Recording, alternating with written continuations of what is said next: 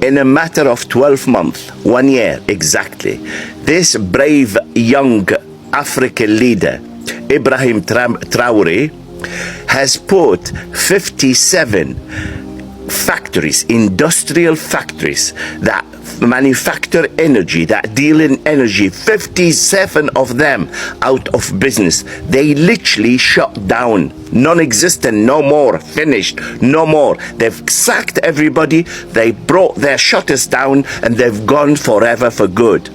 Because why? They cannot, this guy cannot, Macron cannot any longer steal energy from the land of Mr. Traore. And because Burkina Faso decided to take what belongs to them, what is theirs, back from the imperialistic powers, they have caused France a serious disaster, not only closing down 57 major energy companies, but they made the energy bills in France triple and quadruple at some places. And for any other stooge in Africa or in the Arab world or across the world that's still serving the imperialistic power, for them to stay in power and stay rich at the cost of their people, you need to learn from this guy. The way to deal with these people is with power. These people came and took over our lands with power. The only way we could kick them out is no negotiation, no reasoning, no compromises, no bullshit. We've done enough of them. We understood now that the only language they understand is the language of power. Kick them out and don't listen to their excuses, because you know at the end of the day you are right. And when you know you are 100% right, you don't need to listen to any excuses.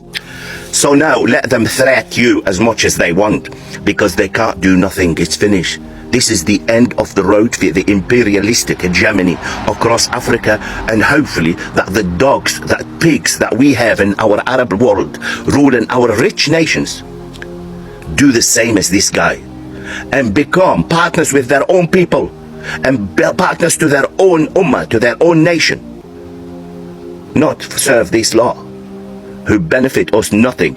So all the African as well, those little African Uncle Toms who still serving the supremacist lot, the imperialistic white supremacy, for them to stay in their big palaces and to have houses across Europe and bank accounts across the world. Their time it's coming, because sooner or later leaders like Ibrahim Traore are going to start to mushroom across Africa and across all the undertrodden world across the world, whether that's South America, Africa, or Southeast Asia, or South Asia altogether. I say Viva Palestine. I wish everybody who hears about Traore takes a leaf out of his book, because you can learn a lot of things from such a young boy. A young boy. He is taught them a lesson they never expected it coming. Viva Africa, Viva Palestine. Well done to Ibrahim Traore, and that's the way to do it. Screw these imperialistic powers. They have nothing left now apart few old nuclear weapons. That's all they've got left. Their money will collapse as soon as we pull out our resources. The natural resources are ours, but the money is theirs, and they have nothing to back their money with. If we pull our resources, their money will become as good as toilet paper. In fact, it'll be cheaper than toilet paper. Viva Palestine, fuck Israel, fuck the hegemony of the white supremacist imperialistic power. It began not with an explosion, but a silence broken by a single document. On the 1st of August 2025, Washington issued a tariff decree against Burkina Faso's most valuable natural export, shea butter. The 50% tax came without prior notice, without negotiation, and without warning. But it landed like thunder. For more than 2 decades, Burkina Faso's shea industry had fed over 160,000 women and powered cosmetic lines across Europe and America. Now, without ceremony, it was branded unworthy. The message from the West was clear: bend or break. Yet President Ibrahim Traore, the soldier who became a statesman, chose neither. Within hours, he gathered his trade council, addressed his nation, and called the tariff what it was: economic warfare dressed in policy. They tax our labor, our heritage, and the very hands that feed our women, he said, and the message swept across villages and ministries like fire and dry grass. In the rural town of Bulsa, Aminata sat cross-legged on red earth, her fingers thick with churned shea paste, unsure if tomorrow would bring food or hunger. Across the country, cooperatives stalled. Warehouses locked their doors, and trucks carrying drums of unrefined butter stood idle under the punishing sun. What Washington saw as a chess move, Traore saw as a betrayal. He did not plead. He pivoted. And in that pivot, a new chapter began. By turning east instead of west, Traore invited a different future to the table, one not controlled by former colonizers or their currency games. What happened next would redraw not only trade maps, but the meaning of African independence. Could one embargo, levied by a superpower, become the spark that ignited a continent's economic rebellion? Or would the weight of retaliation collapse a fragile nation still healing from centuries of silence? The old order waited for Burkina Faso to fold. Instead, it stood defiant, and the world watched, not with pity, but with questions. The impact of the tariff struck fast and deep. Across Burkina Faso, procurement offices went dark, export managers made frantic calls to American distributors, and buyers in Missouri, Florida, and Texas vanished from the phone lines. Some companies rerouted orders to Ghana and Benin, while others froze entirely, unwilling to risk further sanctions. In Bobo Dioulasso, the nation's main transport hub, truckloads of shea butter sat unmoved for days, drivers sleeping in their cabs, paid by the journey but with nowhere left to go. Within 48 hours, haulage volumes fell by 32%, factories suspended procurement, and cooperative women stood beneath neem trees, waiting for instructions that never came. In Kaya, a cooperative leader named Salamata Konate gathered her team and spoke with restrained resolve. "They think we are just exporters," she said, "but we are mothers. We are fighters." Across the Atlantic, the silence was louder. No press conference from the White House, no explanation from trade officials, only vague statements citing national interest and economic realignment. But in the corridors of Washington, there was calculation. The aim was pressure, disruption, control. What they didn't calculate was Captain Traore's readiness to pivot. On August 2nd, he summoned regional agricultural unions to Ouagadougou and declared an emergency assistance program for local cooperatives. "They will not break us by starving our people," he said, his voice steady and uncompromising. The phrase traveled faster than she shipments ever had. In Nairobi and Mumbai, his defiance led the headlines. In Dubai and Dhaka, market analysts debated the repercussions. The London Shea Futures Index spiked by 11% as traders scrambled to hedge supply risk. In Lagos, exporters hesitated to sign deals, wary of becoming collateral in a new trade war. But it wasn't just about butter. It was about control, about who owns the first mile of a global supply chain and who reaps the final dollar from it. At the Ministry of Industry in Ouagadougou, Minister Sour Zerbo made it plain. "This isn't supply disruption," he said. "This is a test of national backbone." That backbone would soon be tested further. In Illinois and Georgia, cosmetic labs began reformulating their products, replacing Burkina Faso's butter with Ghanaian stock and synthetic substitutes. But nothing matched the signature blend of creamy texture and high fatty acid balance. In Denver, a mid-tier beauty brand quietly admitted its new formula felt off. Customer complaints poured in. Creams no longer absorbed smoothly. Balms left a greasy film. Loyalty wavered. And then came the deeper injury, identity loss. American consumers, increasingly obsessed with clean, ethical sourcing, noticed the change. Labels stopped listing origins. Reviews cried foul. "This isn't real shea," they wrote. "Something's wrong." Across boutique beauty circles, a phrase began to circulate: losing the soul of the brand. Inside the compound of a natural skincare shop in Chicago, Clarissa Woodson stared at empty shelves and whispered, "3 months now, no shea, again." She was not alone. From Brooklyn to Los Angeles, store owners felt the same squeeze. Larger companies like Estee Lauder absorbed the hit with scale, suspending certain product lines, cutting corners elsewhere. But small businesses suffered. Staff were laid off.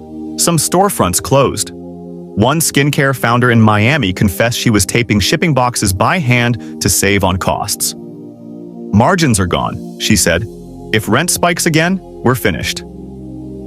Meanwhile, Traore was not celebrating. Behind the midnight walls of the presidential palace, he reviewed logistics corridors, prioritized road repairs, and instructed his transport ministry to open new routes toward the east. He wasn't playing catch-up. He was 3 moves ahead, and at 10:17 a.m. on August 4th, the counterpunch landed. China's Ministry of Commerce issued official import licenses for 128 companies in Burkina Faso. The deal was clean: 5 years, no quotas, direct rail access, and priority refining rights. No handouts, no debt, just trade. Inside the National Palace, Traore stood before a map of West Africa, finger tracing the old American route, then sliding east until it stopped at the port of Gwanga. "This is no longer theory," he said. "This is our new axis." The statement rippled across ministries. What had begun as defense now became direction. Shea butter, once a forgotten commodity, now sat at the center of a global realignment. In the hills of Kenedugu, women danced outside their cooperatives. "It means we work tomorrow," said Ayalo, adjusting her headscarf. "And next week. And maybe next year." That same week, Chinese buyers arrived in Abidjan and Lomé to coordinate shipments. The Belt and Road Corridor flickered to life. Shea from a landlocked nation now flowed eastward, backed by policy, pride, and precision. Across African media, a new phrase emerged: Shea diplomacy. And in those 2 words was the quiet suggestion that maybe, just maybe, Burkina Faso had shifted more than butter. Inside the steel and glass labs of Sinwar Biotech in Chengdu, stainless tanks gleamed under LED light, each calibrated to refine shea butter not from Ghana, not from Benin, but from Burkina Faso. The transformation was swift. Just weeks prior, China had only dabbled in this niche. Now, it positioned itself to dominate it. The moment Traore signed the $2.1 billion agreement, Beijing responded not with slogans but infrastructure. 3 processing facilities broke ground in Shenzhen, Tianjin, and Nanjing. Hundreds of jobs were promised, supply chains reoriented. For China, the pivot secured quality.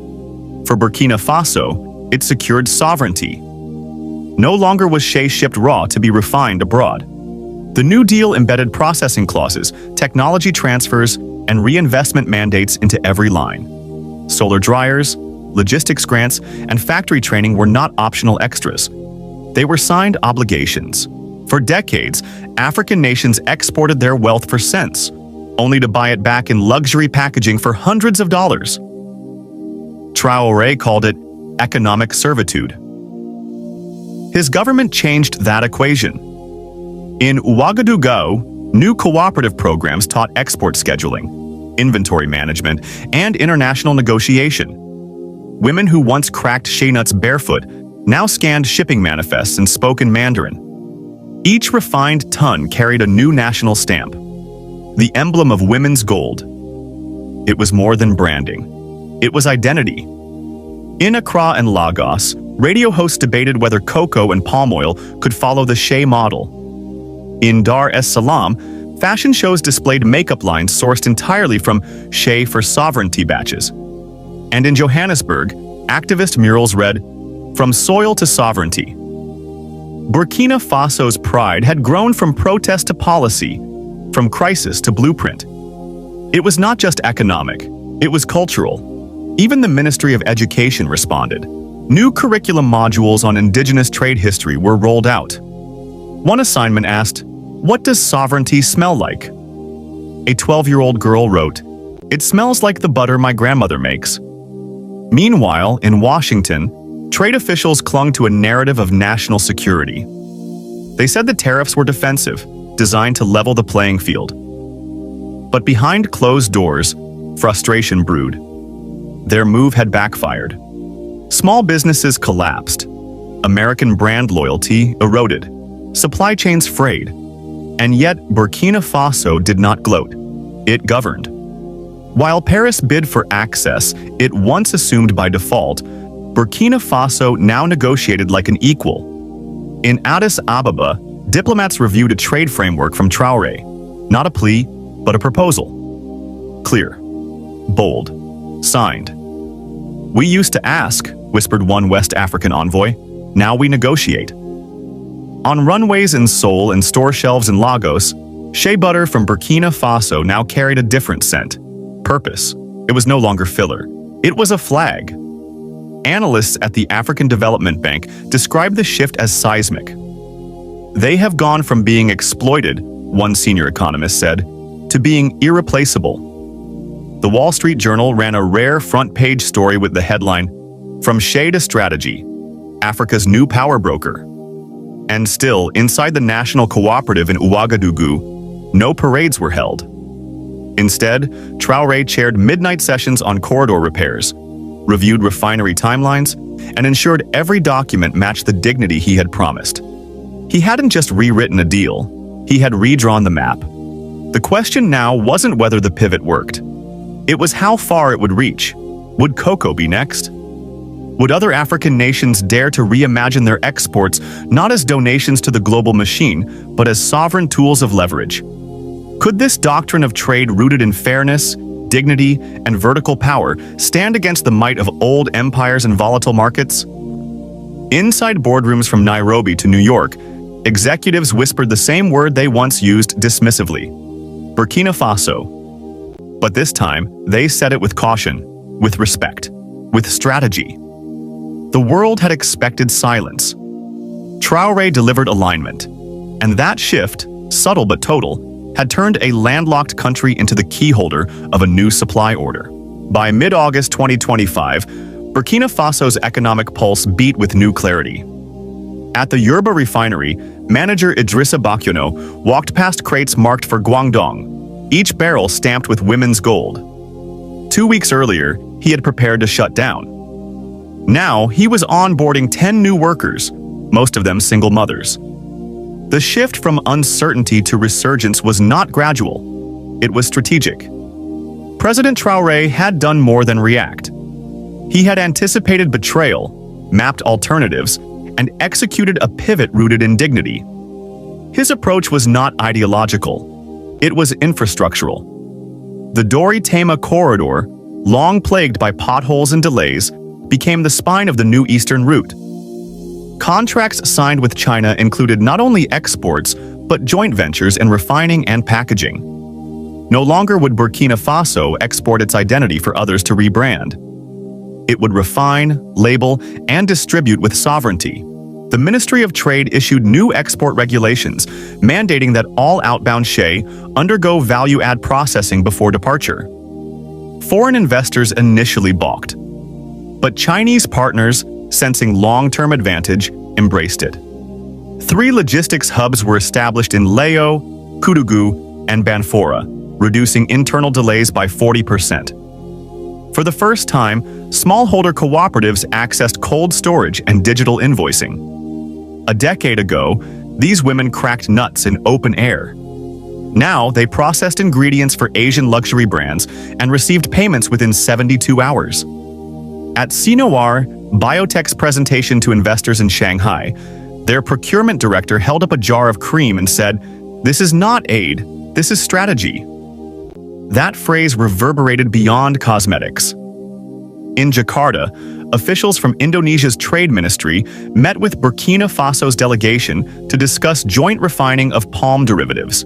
In Tokyo, Dye Skincare signed a long-term sourcing deal that bypassed traditional European traders. In Seoul, K-beauty startups praised the quality and consistency of Burkina Faso's shea, calling it the gold of the global south. Meanwhile, African governments took notes. Ghana's Ministry of Agriculture launched a working group on cocoa verticalization. Senegal began assessing the feasibility of local cashew oil refining. For decades, Western powers insisted Africa lacked the infrastructure to lead. Traore dismantled that myth, brick by brick. His model was not charity-based. It demanded contracts, clear terms, and respect. In one closed-door meeting with French trade envoys, Traore reportedly stated, "We are no longer your reserves. We are your rivals." That tone echoed in business schools across Africa. Universities began teaching the Shea Doctrine as part of their development economic syllabus. Students in Abidjan debated case studies on value chain control. In Accra, youth-led cooperatives rebranded their products with phrases like, "From Africa with authority." No continent had ever shifted narrative so swiftly. No leader had made butter into a battleground. Inside the cultural sphere, musicians released singles titled "Shea is Ours."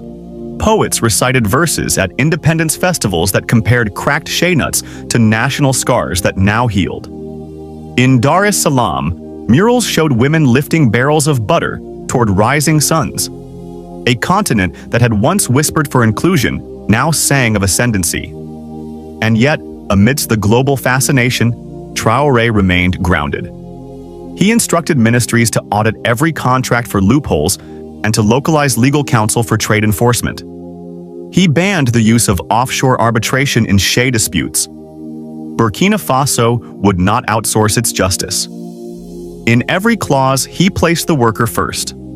Cooperatives were guaranteed royalties from every exported unit, a global first. This was not just policy, it was protection. It was respect for hands long unseen. Even in global forums, the shift was visible. At the UN Economic Commission for Africa, Burkina Faso tabled a motion to classify shea under strategic soft commodities. The vote passed with support from 15 nations. At the African Union, leaders quoted Traore's speech, "When we control the first mile and the last word, we control the story." For the cosmetic giants of the West, the loss was more than logistical, it was symbolic. Their grip had slipped. Consumers questioned the authenticity of reformulated creams.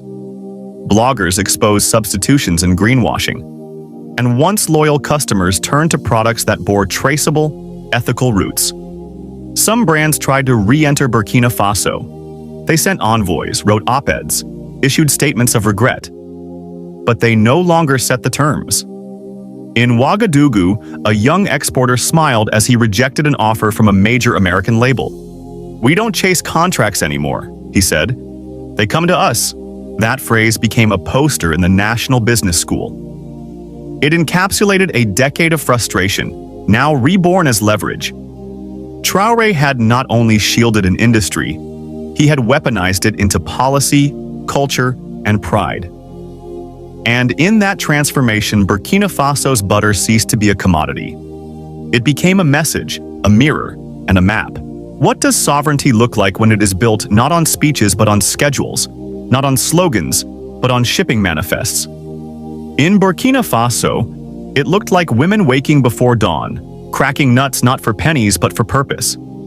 It looked like a leader who refused to apologize for strategy, who negotiated not out of desperation but design. It looked like trade agreements with clauses for dignity, enforcement for justice, and royalties for the women who stirred the paste that built an industry. In global halls once deaf to African voices, the murmur grew louder.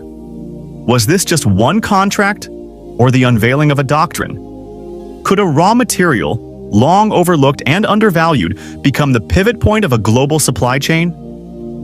When did butter stop being just butter and become a sovereign symbol? For the women of Bobo Dioulasso, the answer was not theoretical. It was weekly pay arriving on time, invoices no longer disputed, and foreign buyers showing up not with demands, but with respect. In Paris, in New York, in Tokyo, consumers noticed too. The texture returned. The scent lingered. But most importantly, the story changed. No longer was shea packaged as an exotic extract from somewhere unknown. It now came with names, faces, and a flag. The global beauty market, once built on invisibility, now confronted its own reflection. Could a continent once silenced now lead? Could its smallest farmers now set the terms? Across Africa, the questions multiplied. If Burkina Faso could do it with shea, what stopped others from doing the same with coffee, with cotton, with gold? What new future could rise if raw no longer meant weak? If production began not in ports, but in pride? And if women's hands were no longer last in line, but first in command? The answers are still unfolding, but one truth remains. What began with a tariff ended with a tremor. And in that tremor, the old world cracked, just enough for something new to grow. So ask yourself, when did Africa stop being a supply and start becoming a source of power? When did the continent's silence break loud enough for trade ministers in Paris, Beijing, and Washington to pause mid-sentence? In Burkina Faso, the answer wasn't found in rallies or protests. It was in a recalibrated export slip, in a renegotiated contract, and in the resolute voice of a captain who stood before a map and redrew the axis. The world had long written Africa as a footnote in trade. But Traore wrote it into the headline, not by demanding favor, but by structuring fairness, not by closing borders, but by opening lanes under African control. What changed the rules wasn't rebellion, it was readiness. And what made that readiness unstoppable was the belief that dignity doesn't come from permission. It comes from preparation, from a field worker knowing her export price, from a contract translated in her language, from a government that puts value before volume and people before praise. The Shea deal with China was not the end of a fight.